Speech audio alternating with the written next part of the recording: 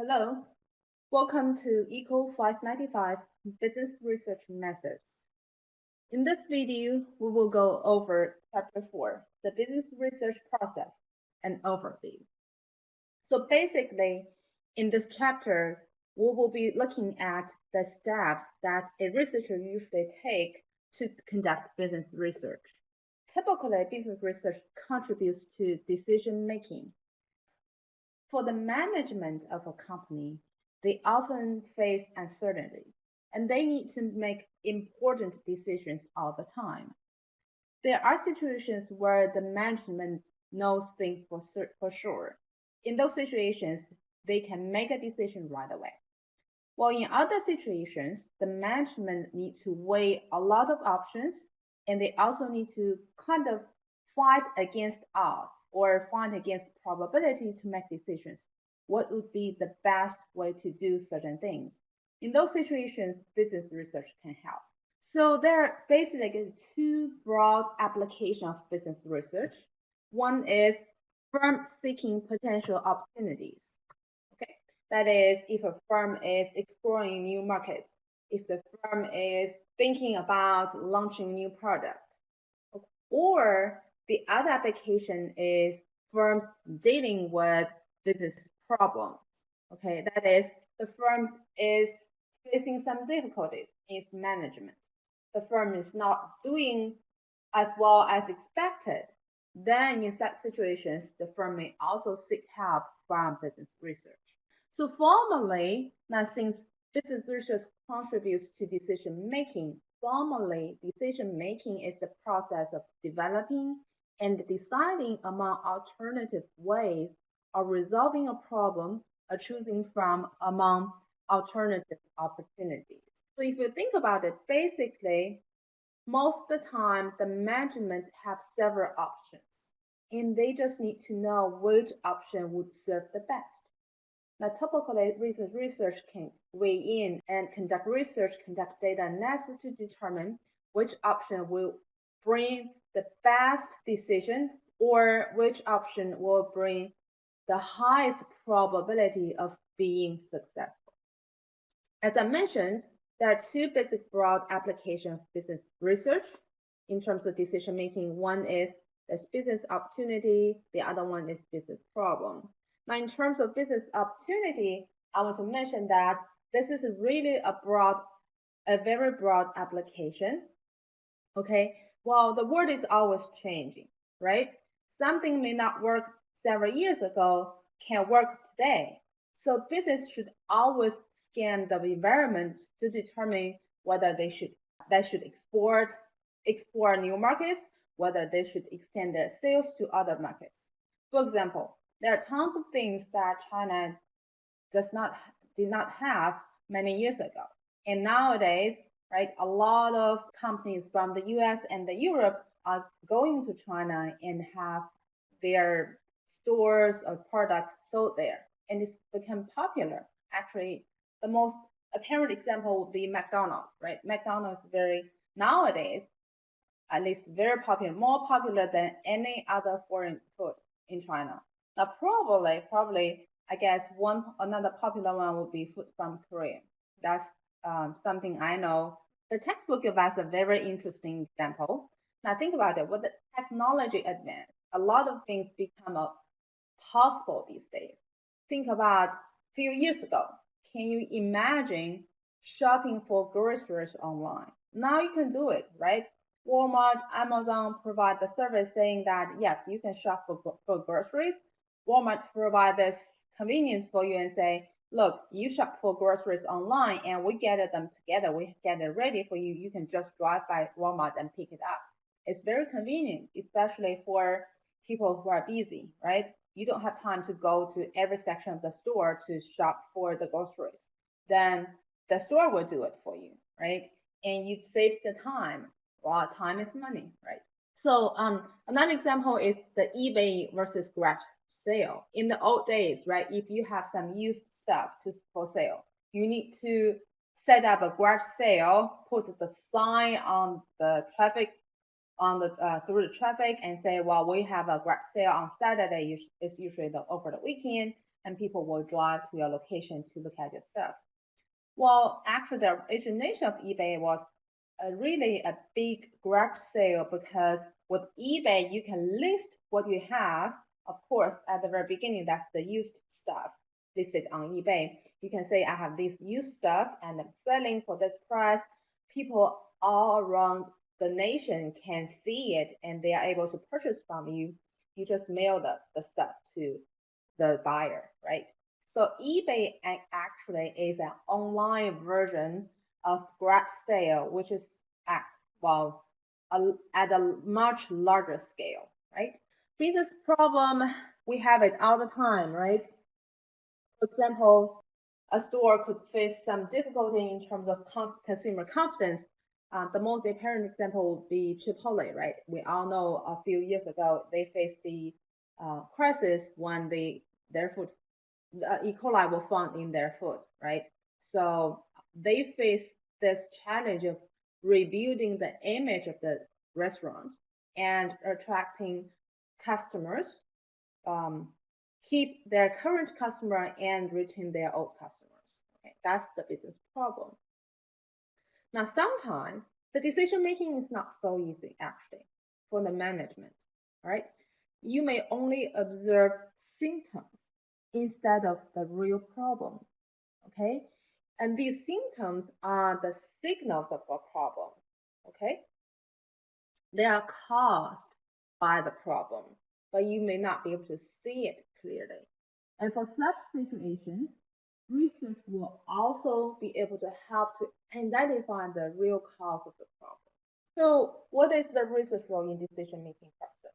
Several ways. The first step is, of course, recognize the nature of the problem or the opportunity, right? For the problem, as I mentioned, you may only observe symptoms. Then the research can really dig into the symptom. Researcher will gather information to really decide what is the real problem that is causing these symptoms. Okay, and the other one is recognize opportunity, right? That is, well, maybe, let's say, for example, cosmetics.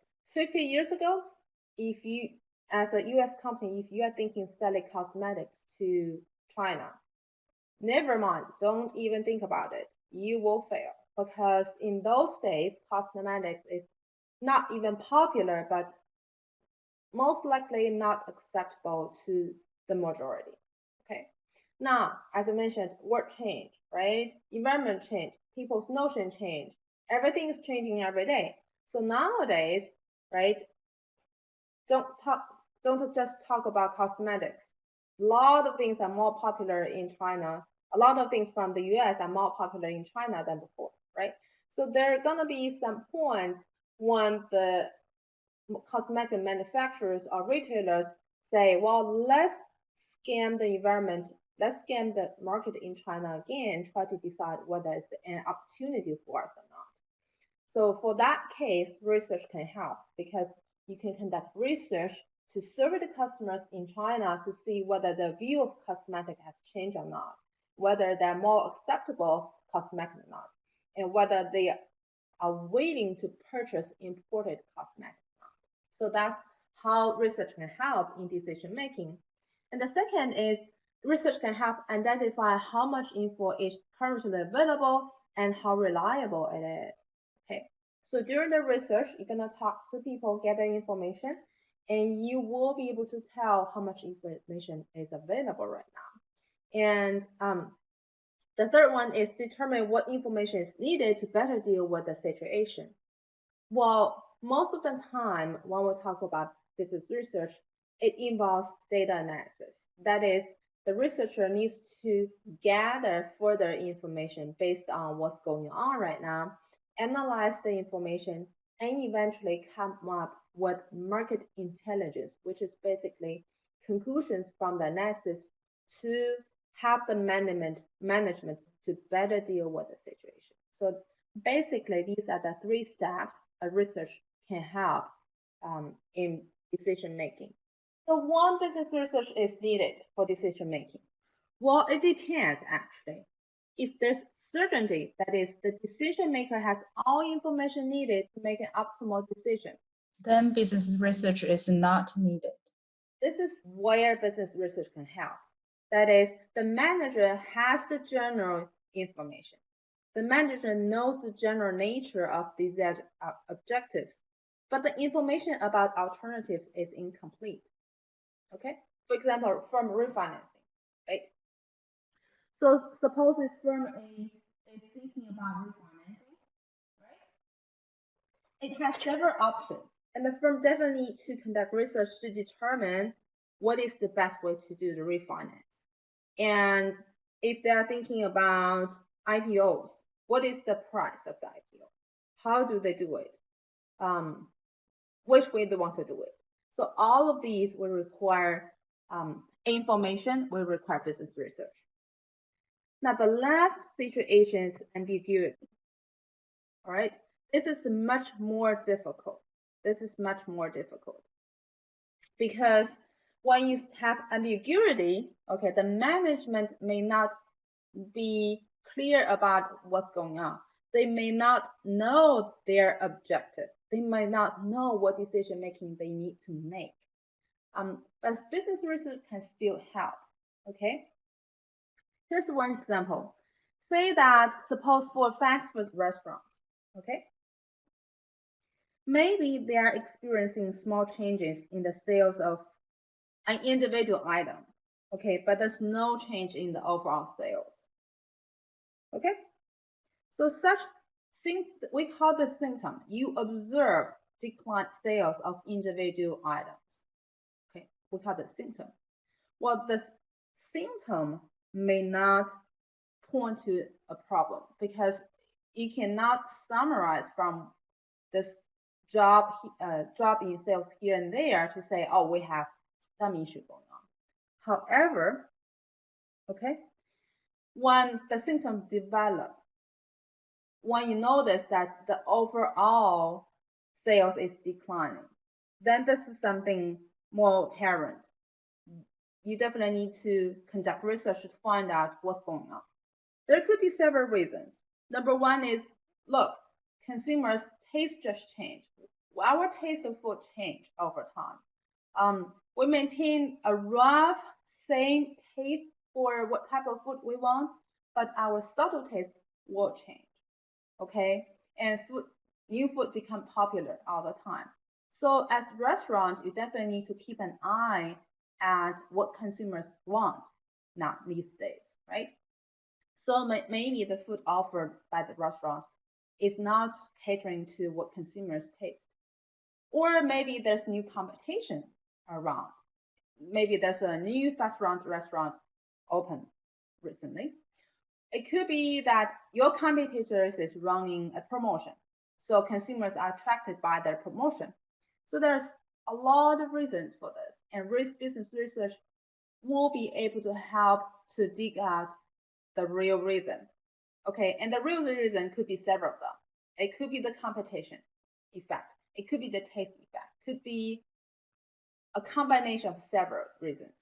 And then once you can find out, or once you can kind of disentangle the reasons causing the decline in sales, you will be able to come up with solutions to help deal with such declines, right? So business research definitely will be able to help you to determine what caused or what have affected your research, your sales, and also can actually rank order the reasons, which one is the most important one, which is the second one. And then once you know the reasons, you will be able to rank order the solutions. You definitely want to deal with number one reason, the first. Okay? So that's the situation when we have ambiguity. Basically, business research is needed for uncertainty and ambiguity. We typically have three types of business research: exploratory, descriptive, and causal research. Okay. Actually, these three types of business research represent, in general, three steps of research we conduct to help solve a very complicated, a very big problem. Okay, so let's start with exploratory research. So exploratory research is usually conducted to clarify ambiguous situations or discover ideas that may be potential business opportunities. Okay, this is actually typically the initial research conducted to clarify and define the nature of the problem. At the very beginning, okay, if you only observe the symptoms and you don't observe the real problem, you will need to conduct exploratory research to further define the nature of the problem, to further determine what the real problem is. Okay. You could take this as the pilot research. Typically, such research is followed by either descriptive research or causal research afterwards. So exploratory research is more like a pilot research. Here's a few examples when people would conduct exploratory research. First one is about Pillsbury Doughboy. Okay, I'm pretty sure you have this image of a, you can probably describe better than me, this white little doughboy acting funny to attract people's attention, right? But it basically never changed. Okay, and the other example would be Brownie Man. Okay, when you probably know this brand for paper towel, right? There's this brand called Brownie, and when we mentioned this, I actually have the image of this man, right? One question would be how old you want this Brownie Man to be, right? And the other is what should man be named? I want to take the Brownie Man as an example, okay, which I actually think is kind of funny because one, originally they want to design the package for the paper towel, okay. They actually gathered focus group to talk about what the image should be. So first of all, it will be a man, right? So the focus group will be females sitting together to kind of describe what features this man should have and what is the nature, how the man should look like, what would they think to be attractive. Okay, so eventually the conclusion is they think a sexy, healthy image of a man would be the most attractive for this paper towel or for this brand. So that's what you've seen now. I forgot to put an image of the Burning Man, but take a look. See how people's view of sexy have changed over years. I'm almost 100% sure that nobody would agree this image of Bernie now will be regarded as sexy, right? He's everything else but not sexy. At least not to me, right? But in the old days, they conducted exploratory research to find out what people want as the image. That's the first step of research. Okay. How about MMs, right? So MMs once wanted to name their characters.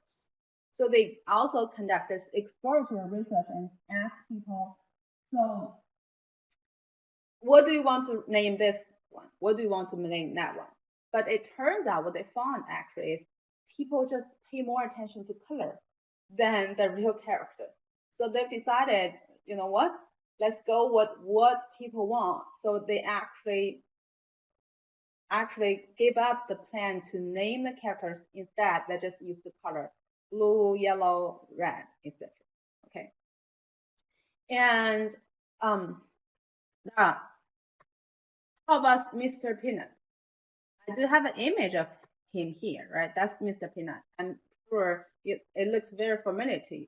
But do you know there was once the company was considering to put Mr. Peanut in Bermuda shorts?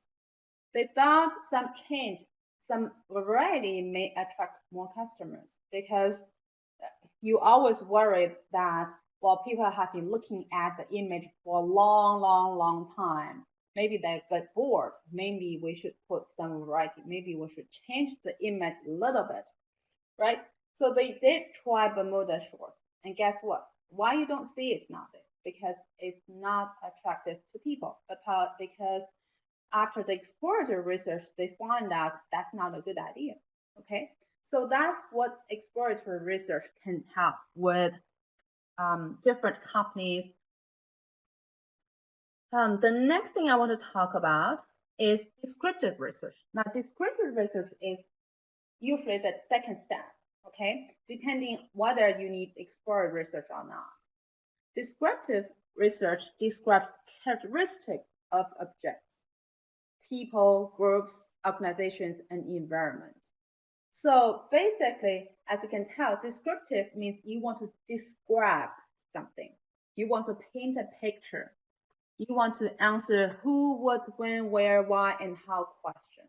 Okay, so you want to kind of gather information from all perspectives. Okay, here's two examples. Now think about it. Organic food, right? We all know that Whole Food Market sell most of its product is organic, so it's famous for organic food. But then, where should Whole Food Market open their stores? Then they definitely need to know what type of people would prefer to purchase organic food, and what is the natures, what about their habit, etc. All this information can help Whole Food markets and other similar stores to better locate their stores. Okay. So according to survey, actually it turns out that the most frequent buyers of organic food are affluent men and women, which is expected, right? Ages 45 to 54 and ages 18 to 35. Two reasons. If you think about it, typically when you get older, you in general, especially when you're between 45 and 54, you probably have more money to spend. Either you have children or not. Your children is grown up. You don't need to pay for their food. You don't need to pay a lot of money for their needs, right? So by that age, you have more money to spend for your own, right? And you also care more about the health because when, if you are younger, trust me, when you get older, you will realize how important health is, right? And at that time, people will pay more attention to health. Now, for the younger group, 18 to 34, this is because organic food is something new, right? And younger people, younger generation tend to accept new concepts more easily than older generation. This is also related to risk, actually, if you think about it.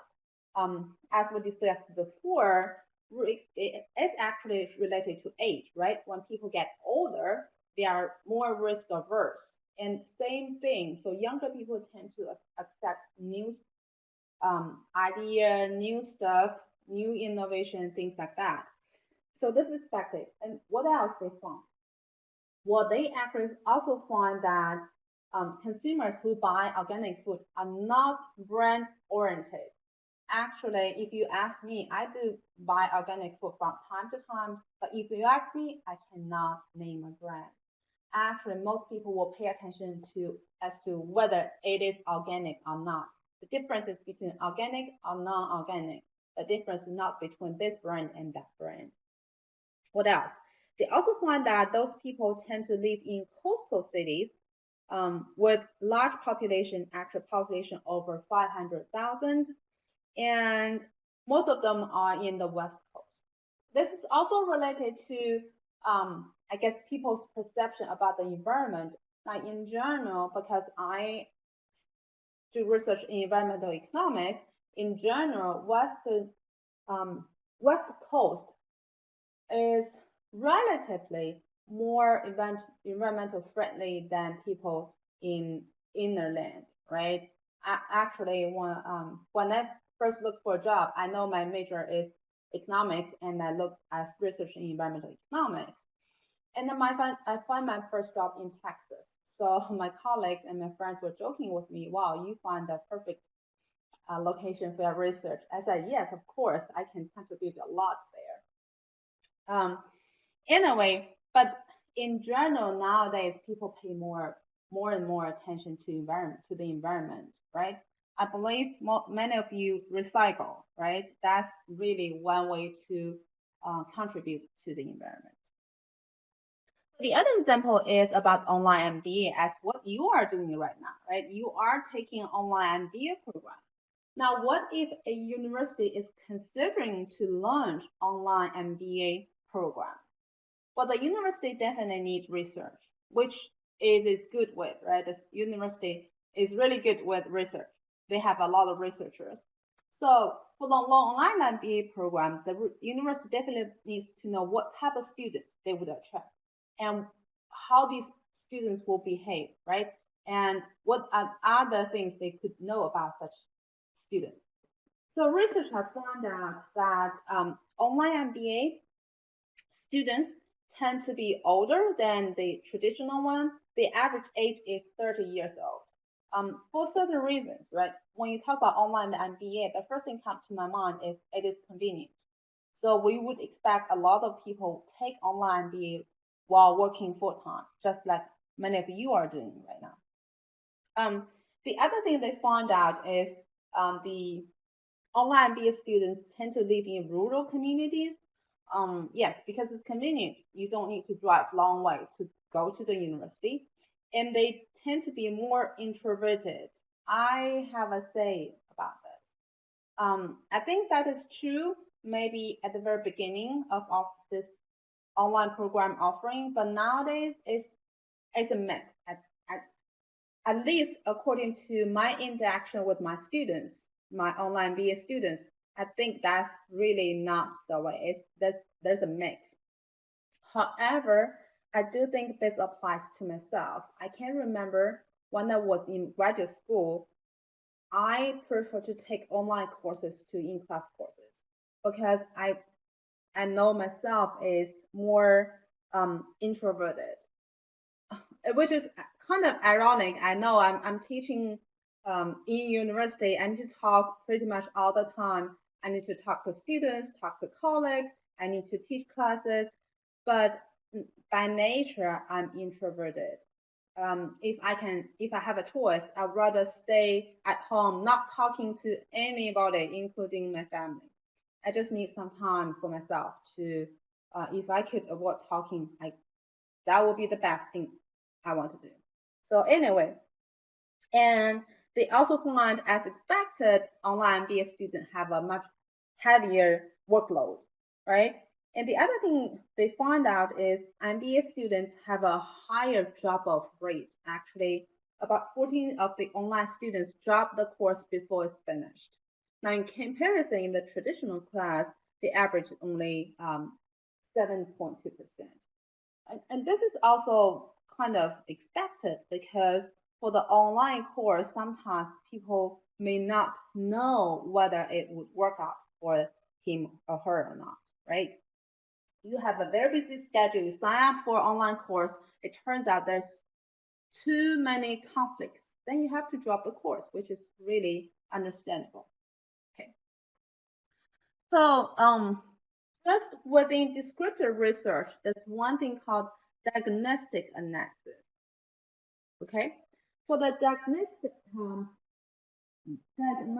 analysis, this is related to something like maybe, say for example, you want to find out the difference between you and the competitors to know why you are not doing so well, or you want to know how you can be the leader in the market. Okay. Then you would need diagnostic analysis. So the last level, the highest level, would be causal research. This is the most powerful, and also the most expensive research one can conduct. So what is causal research? Well, causal research is conducted to identify cause and effect relationship. That is, you can declare one is causing the other. Now, trust me, that is not an easy thing to do. Okay. In our daily life, most of the time, people will easily say, "Oh, A is causing B," right? You going to school is causing the family bankruptcy. I'm giving a ridiculous example, but in reality, that is not so easy to establish if you think about it, okay? So typically, causal research, in my opinion, is not an easy one. And actually, there are techniques described in this textbook which I don't believe should be labeled as causal research. However, let's just look at a few things that will kind of, I would say, kind of allow us to incline to say this is causal. Okay, so there are several evidence. The first one is temporal sequence. That is, if you declare causal effect, now the cause must happen before the results, then we will say one is causing the other, right? If you observe change in the stock price, and before that, the CEO of the company changed, you might say the change of the CEO is causing the stock price to change. I said you might say this is because you cannot say it for sure. What if there's something else going on, right? So you might say at least the change of the CEO is before the change of the price. The second necessary, I would call this necessary condition, is concomitant variation. That is, the two phenomena vary together, okay? So you would observe when one factor changes, the other factor will change with it, either towards the same direction or towards the opposite direction. But whenever one changes, the other must change with it. The other must follow. If one is changing but the other is not changing, then you definitely cannot declare causality. Okay. The last one is the most difficult condition one can satisfy. This is non-spurious association. Okay, that is, you must make sure there's an absence of alternative plausible explanations. Let me show you an example to tell you what we mean by that. Okay, look at this one. Actually, there are data that suggest there's correlation between ice cream sales and murders. Okay, it turns out when ice cream sales is increasing, okay, the number of murders also increases. Okay, but can you declare one is causing the other? When you can you declare more ice cream sales is causing more murders? If that's the case, then you should definitely ban the sale of ice cream. It's causing more murders. This is the situation where we would see spurious correlations. That is, there's a third factor that's causing both, but the third factor is kind of hiding behind. So what you observe are the two results of the third factor. And the third factor is the temperature. Think about it. When temperature is high, ice cream sales will definitely go up. Okay, and at the same time, actually, high temperature can also cause more murders. And this could be because when temperature is high, people are more active and more likely to commit a violent crime. And when the temperature is high, we tend to be more anxious and more easier to be upset, easier to be irritated. So actually, in this case, we do find a third factor. In statistics, we call it the confounding factor. So let me type up the term.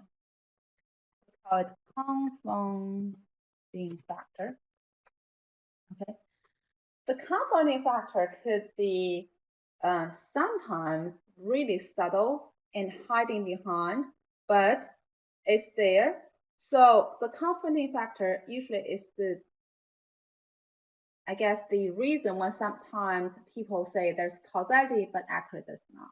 And we should be very careful with such situations. Okay. Now, just because causality is very difficult to establish, typically we would rely on experiments to declare causality. So actually, in my opinion, okay, it's very hard for you to establish causality unless, number one, you have a theory to back it up. Number two, you conduct experiments. Okay, the reason is when you conduct experiments, you have control of the factors. You can get rid of the confounding factors. Okay, you can say I'm gonna hold the confounding factors the same. So that way you will get rid of the confounding factor. Okay.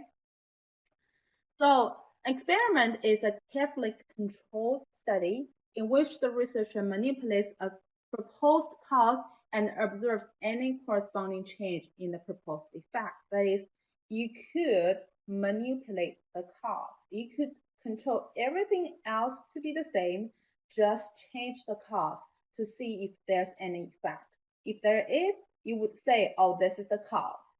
Otherwise, if you cannot control all other factors, then you are potentially including confounding factors.